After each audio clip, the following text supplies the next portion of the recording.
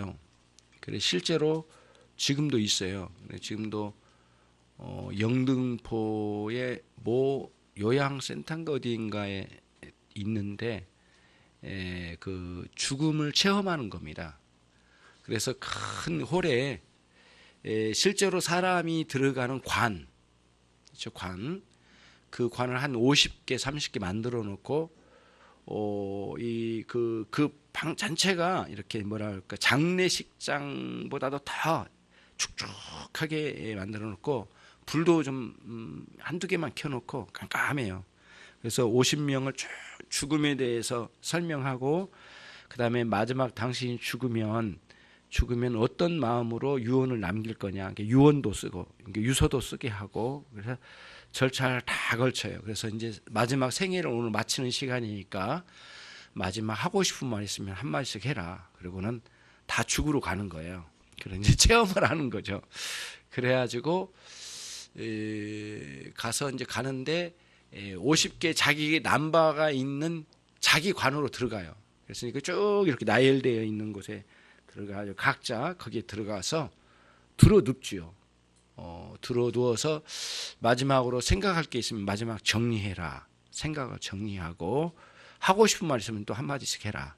그리고 나서 이제 관에 딱 들어가 있는 그 사람을 한 10분 정도인가 그 관에 넣고 뚜껑을 닫고 그 다음에 심지어는 못을 막아요. 그래가지고 탕탕 채워가지고 그런 죽음을 체험시키는 그런 곳이 있어요. 그래서 처음으로 죽음에 대해서 심각하게 생각하는 그런 프로그램이더라고요. 그래가지고 갔다 와서 이제 자기 나름대로 인생을 다시 이제 그냥 10분 후에 이제 다시 뚜껑을 열어요. 안 죽었으니까 뚜껑을 열고 그래가지고 이제 다시 산 거다 당신들 그러면서 이제 새롭게 살아라 이런 메시지를 주는 거죠. 체험시키면서. 그래서 사람들이 많이 간대요. 예.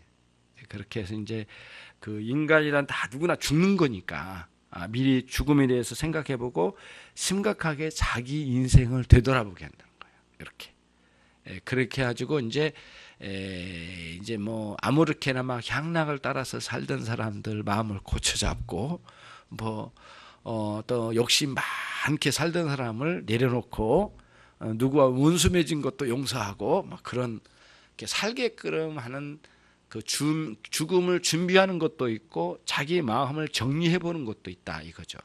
그렇게 해서 이제 프로그램으로 쭉 돌린 거죠. 그래서 이제 죽음을 알아보는 거죠, 경험적으로. 근데 그런 게 있어요. 근데 그런 게 뭐 있냐? 그게 뭐 이제 그렇다 하고요. 그러면은 이제 우리들이 그리스도인들이 참 우리는 날마다 그리스도와 함께 죽음에 대해서 생각하는 사람들이에요. 예. 그게 그리스도인이에요. 우리는 그런 체험장 가지 않아도 깊이 인간의 죽음에 대해서 아주 직설적으로 내놓는 말씀이 성경이에요. 죽음을 아주 리얼하게 이야기해요. 예. 너희는 반드시 죽으리라. 막 그런 선언부터 막 창세기부터 시작돼가지고 계속 이어져요. 그래가지고는 마지막까지 죽음 이후까지 아주 리얼하게. 그래서 성경만큼 리얼한 책은 없어요. 예. 진짜 있는 사실대로 이야기해요. 그래서 성경은 오늘 꼭 이거 명심해. 지난번에 말씀드렸지만 성경은 사실주의다. 사실을 밝히고 사실을 알리는 데다 초점을 맞춰서 성경은. 예. 물론 이런 것도 있죠. 비유적으로 이야기를 꾸며내서 그걸 가지고 드러내려고 한 것도 목적은 뭐냐면 사실을 드러내려고 한 거예요. 항상 사실을 드러내요. 이게 굉장히 중요해요. 그래서 로이존스 목사님이 이거를 이야기해요. 세상에 어떤 것도 사실주의는 없다. 유일하게 딱 성경만 사실주의를 정확하게 사실을 알리려고 한대요. 예. 그러니까 사람들이 이게 싫은 거예요. 있는 그대로를 밝히니까 화가 나는 거예요. 받아들이기 어렵거든요. 그래서 복음은 정확하게 있는 그대로를 현실 그대로를 드러내는 거예요. 예. 꾸밈 없이. 인간은 모두 죽어. 예. 심지어는 죽어 있어. 영적으로는 죽어 있어.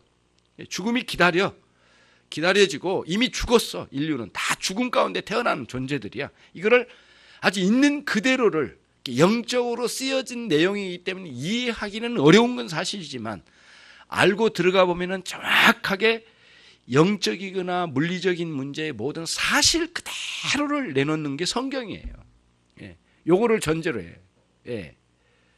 그러면 이제 그거를 먼저 이야기해야 돼요. 그래서 저와 여러분이 그 사람들처럼 뭐 이렇게 죽음 체험의 현장에 가지고 프로그램을 따라서 유서를 쓰고 관에 들어가 보고 뚜껑을 닫고 못질을 해보고 뭐 그렇게 하지 않아도 매일 그리스도와 함께 죽음이 뭔지를 알아가는 사람들이 기독교인이에요. 그러니까 여러분 유난히도 오늘날은 자기 사랑에 굉장히 매여 있는 사람들이기 때문에요.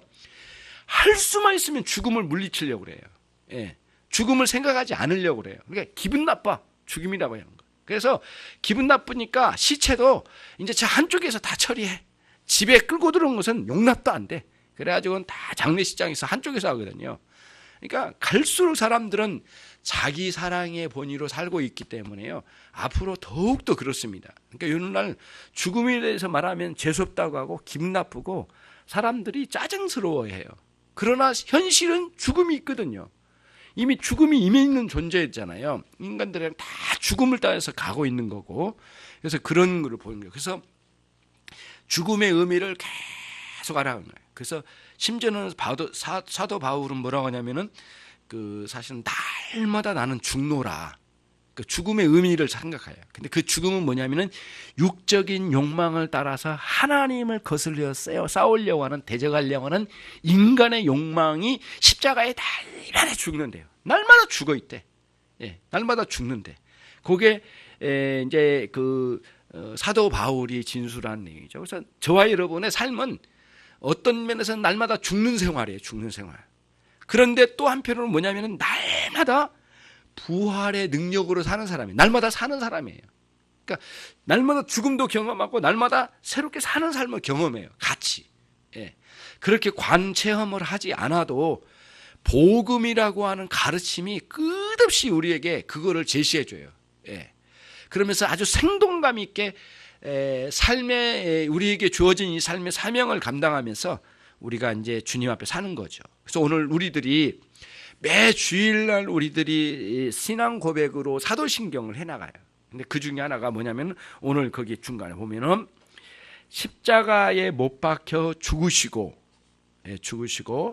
장사한 지 사흘 만에 죽은 자 가운데서 다시 살아나시며, 예수님에 대한 고백인데요. 아름다운 주님의 삶은 어디로 다 가고 그냥 죽고 사는 것만 나왔어요. 아주 굉장히 압축적으로 나오죠. 그러니까 사도신경의 특징이 그거예요. 아름답게 누구를 맞이하고 궁유를 베풀어 주시고는 다 빠졌어요. 주님이 아주 압축적이 뭐냐면은 십자가에 죽으시고 무덤에서 부활하시고, 주님을 아주 그 생애를 두 가지로 딱 집약시켜서 이렇게 해주신 거예요. 그래서 이 의미가 뭘까? 왜 이렇게 가르쳤을까?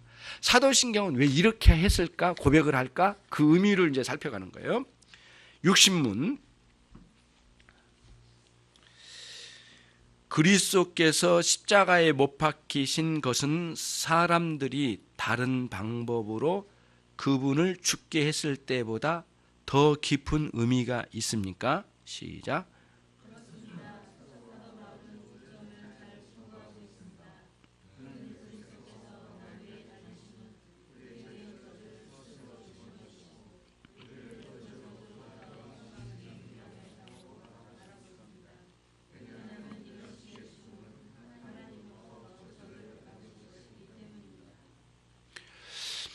예수님께서 죽으실 수 있는 방법이 여러 가지가 있을 수 없을 정도로 완전한 그 약속대로, 예언대로 인간이 저주받았다라고 하는 최상의 표상은 죽을 때에 나무에 걸려 죽는 상태로 보여주게 될 거라는 거예요. 하나님의 말씀이에요.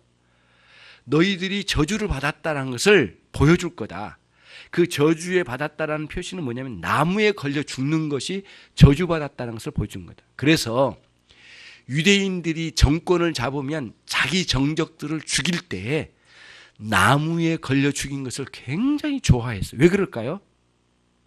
왜 그럴까요? 저 사람은 하나님의 저주를 받아서 죽었으니까 모든 백성들이 동조해라, 그 뜻이에요. 그리고 죽인 자의 정당성을 확보해서 자기 정권을 잡으려고 하겠죠. 이런 무리들이 많았어요. 사실은 굉장히 많았어요. 예. 압살롬이 죽어간 것도 아시잖아요. 압살롬이 어떻게 죽었어요?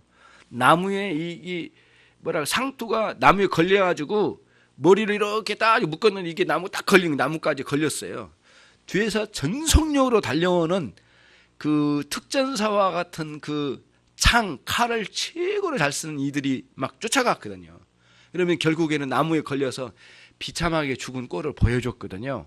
저주받았다는 것을 보여준 거예요. 표상으로 보여준 건데 항상 그래요. 이게 성경에서 전체 의미 앞뒤에 오늘 보면은 사도 바울이 이걸 해석했어요. 왜 예수님은 십자가에 죽으셨는지 이유를 설명한 거예요. 뭐예요? 그 이유는 한 가지인데 저주를 받으셔서 죽으셨다는 것을 말씀해 준다는 거예요. 사도 바울의 해석이에요. 사도 바울의 개인적인 해석이 아니라 모세오경의 말씀을 증거해서 해석을 해줘요. 그래서 이게 기록된 바 나무에 달린 자마다 저주 아래 있는 자라라고 하는 신명기 21장 23절의 말씀을 뭐예요? 이거를 증거로 삼아서 사도 바울이 설명해 준 거예요. 저주받은 거죠. 실제로 이제 나무 십자가에 죽은 것을 유대인들이 그렇게 그냥 그 예수님을 죽이려고 할 때 십자가에 못 박게 해달라고 그렇게 애원했던 이유가 그거예요. 근데 유대인들이 예수님을 십자가에 못 박는 목적은 뭐냐면은 예수님께서 자기 자신의 죄 때문에 저주를 받았다라고 하는 것을 증거하고 싶은 마음에 최상태로 올라갔어요. 다른 방법으로도 예수님을 죽이려고 하는 시도가 있을 수 있지만 다른 건 안 된다는 거예요. 무조건 십자가에 달려야 되는 거예요. 그러니까 유대인들이 가지고 있는 예수님과의 싸움에서 자기들이 이겼다고 봤어요. 왜 어떻게 해요? 예수님은 저주를 받은 것이니까 게임 끝이라고 봤어요. 그러면은 예수님을 따르던 수많은 구름대와 같은 많은 무리들이 예수님은 저주받았고 예수님을 죽였던 바리새인과 서기관과 대제사장들은 그 무리들이 따라올 거라고 생각을 했던 거예요. 요 그림 가운데 예수님을 나무 십자가에 못 박아야만 했던 이유가 거기에 있었어요. 왜 고집스럽게 예수님을 십자가에 못 박으려고 했을까라고 하는 의미예요. 그런데 하나님은 유대인들의 그런 그 잔인하고 더러운 계략을 하나님은 아셔요. 그러나 하나님은 인간의 지혜를 뛰어넘어서 나무 십자가에 결국은 달려 죽으신 그리스도 안에 하나님의 지혜를 불어넣어 주셨어요. 그건 뭐냐면은 당신의 아들 독생자가 죽으신 그 속에 인간들의 저주받음을 거기에다가 대신 저주받은 것으로 집어넣으셔서 대신 구속의 역사를 이루신 지혜를 거기다 집어넣으신 거예요. 하나님의 지혜예요. 예. 그게 이제 우리들이 나무 십자가에 죽으신 의미를 아는 거예요. 제가 왜 이렇게 이런 걸 설명하냐면은 왜 그렇게 제네바 교리는 왜 교리문답은 이런 걸 설명하려고 하냐면은 복음은 세게 믿는 방식으로 믿는 방식이 옳은 게 아니에요. 복음은 예수님의 이름을 강하게 믿는 그 다른 방법이 있지 않아요. 복음은 가면 갈수록 자세하고 구체적이고 어떤 의미로 그 복음이 쓰여지고 일어났는지를 알아가는 방식이 복음에 대한 올바른 지식의 축적이고 훌륭한 신앙의 성숙을 이루어요. 예. 세게 믿는 게 신앙이 아니에요. 우리의 갈 바는 세게 믿어가지고 막 저돌적으로 뭘 열심을 내가지고 막 하는 그런 방식이 아니라 깊이 진리의 의미를 꿰뚫어가는 거예요. 더 깊이. 주님을 깊이 알아가는 거예요. 그래서 주님께서 나를 대신하여 저주받으심이 처절하게 느껴지고 그리고 나를 대신하여 저주받으신 그리스도의 죽으심에 대한 쓰라린 아픔과 감사와 감격과 그리고 그 의미의 효과가 뭔지 내 저주를 걷어가신 주님의 저주받으심이 내게는 어떤 의미가 현재적으로 있는지 이런 의미로 이렇게 받아들여지는 거예요. 받은 거예요. 예.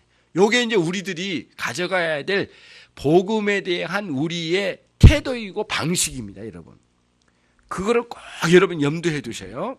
그러니까 훌륭한 신자는 세게 믿는 신자가 훌륭한 신자가 아니라 복음 진리를 깊이 구체적으로 깨달아 알아가면서 주님의 그 죽으심의 의미를 깊이 알아가는 것, 이게 훌륭한 신앙의 길로 가는 것이다 라고 하는 것을 꼭 말씀을 드리고 싶어요. 61문 뭐라고요? 예수 그리스도께서 하나님 앞에서까지 저주를 받으셨다고 말하는 것은 그분 예수님에 대한 모욕은 아닙니까? 시작.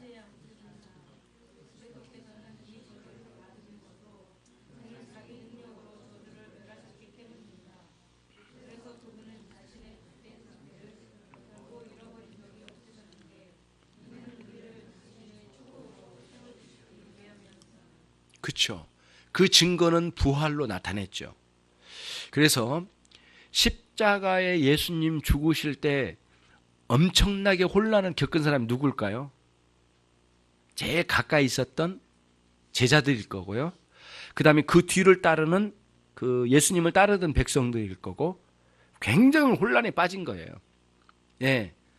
어떻게 이런 분이 저주를 받아서 그것도 신명기 21장 23절 말씀처럼 나무에 달린 자는 저주받았다고 하는데 어떻게 주님이 저주를 받을 수 있는가? 최소한 죽으신 것은까지 인정을 하겠는데 도대체 저주를 받아서 죽으셨다는 거에 대해서는 혼란에 빠졌어요, 이거를. 예. 굉장히 혼란에 빠졌거든. 이게 이제 3일 만에 일어난 거지만 정확한 시간으로 말하면 만 3일은 아닙니다만. 예. 예, 그렇게 아니에요. 왜냐면은 안식일 다음날 새벽에 그리고 죽으신 날은 금요일 날 오후 3시에 운명하시고 9시에 돌아가시고 그다음에 다음 날은 새벽에 주님께서 부활하셨으니까 온전히 3일은 아니거든요. 이틀 반 정도 될까 말까 해요. 그런 정도 되니까 주님이 그렇게 죽으셔서 다시 태어나신 그 과정이 이틀 정도 된다고 치고 한 이틀 정도의 그 과정에 굉장히 혼란에 빠졌어요. 근데 주님이 저주를 받으신 줄 아는 거에 대한 혼란이었어요. 그런데 주님이 부활하시고 난 뒤에 큰 해결이 주어졌어요. 최소한 당신 자신의 죄 때문에 죽으신 것은 아니라고 하는 확신이 들어왔어요. 뭐래요? 부활하신 주님을 만나고 그 누가 가장 혼란이 많은 제자들을 주님 찾아주셨어요.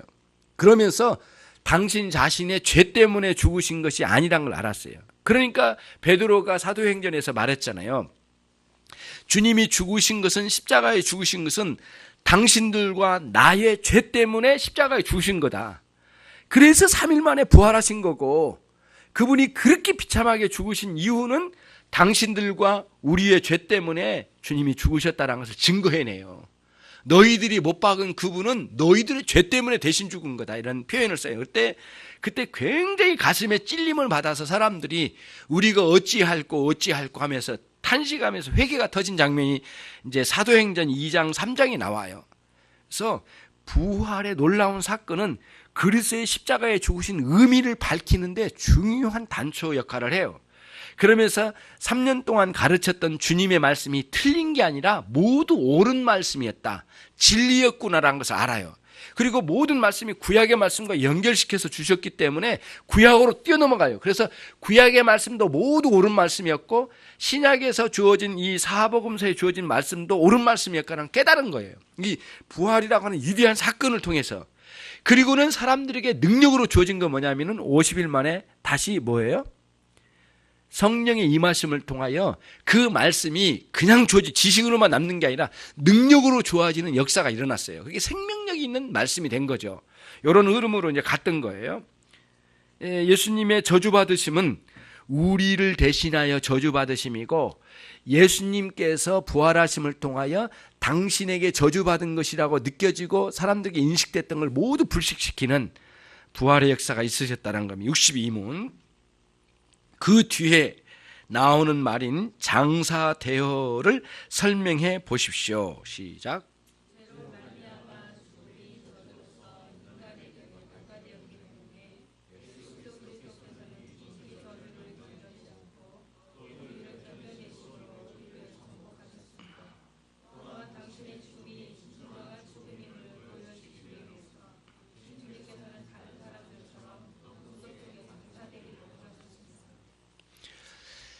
초대교회 무렵에 강력하게 나타난 이단 중에 하나는 이런 걸 주장하고 나왔어요. 예수님께서 몇십 년 전에 오셨다가 다시 3일 만에 부활하셨다고 하는데 그 죽음이 십자가에 달리신 죽음이 진짜 죽음이 아니었다.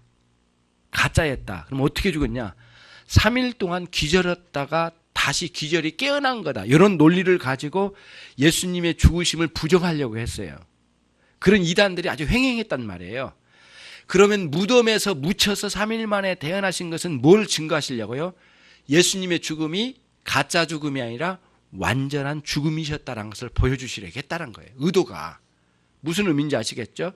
아리마대 요셉의 그런 뭐랄까요? 이런 무덤이라고 하는 그 증거가 그거예요. 완전한 죽음, 완벽하게 죽으신 죽으심을 드러내 보여주셨다는 거예요. 그게 장사 지내신 것을 통해서 증거하셨던 거죠. 63문.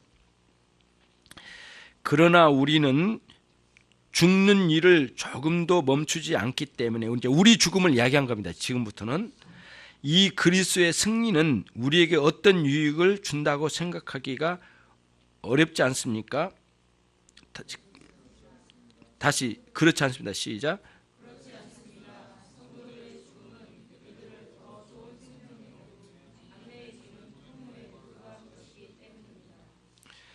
현실을 봐요.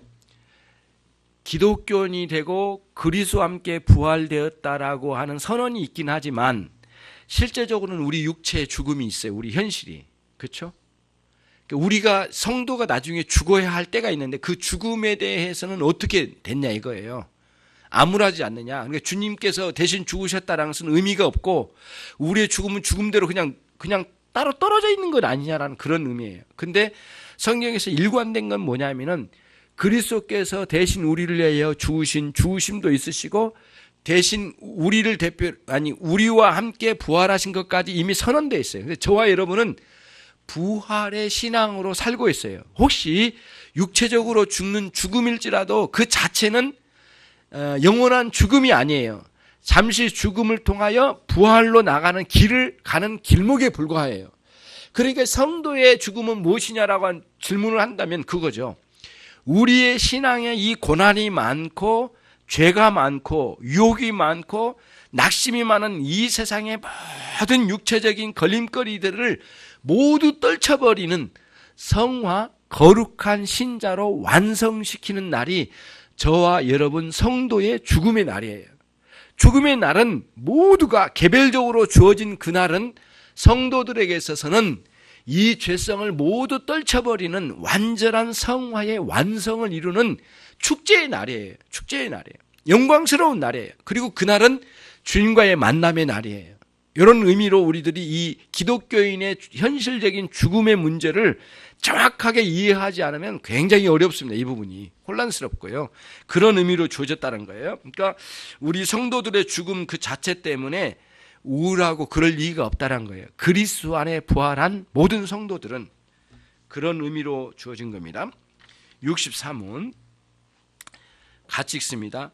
그러면 이제 우리는 죽음을 마치 무서운 일처럼 두려워해서는 안 되고 오히려 우리를 멸하기 위함이 아니고 구원코자 그곳에 앞서가신 우리의 머리이신 예수 그리스도를 기쁜 마음으로 따라갈 뿐이라는 말입니까?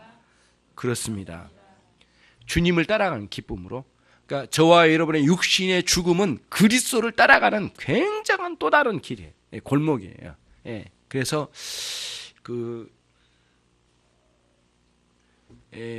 호크마 목사님이 이제 그런 이야기예요. 호크마 목사님이 자기의 구원 이렇게 신론이나 기독론, 인간론을 쭉 써내려가면서 그 중에 나온 내용이 그거예요. 그 서문에 보니까 이런 내용이 나오더라고요. 성도 여러분, 당신들은 빈 무덤을 뛰어넘어 하늘나라로 열린 창문을 향하여 날아가고 있는 중에 있습니다.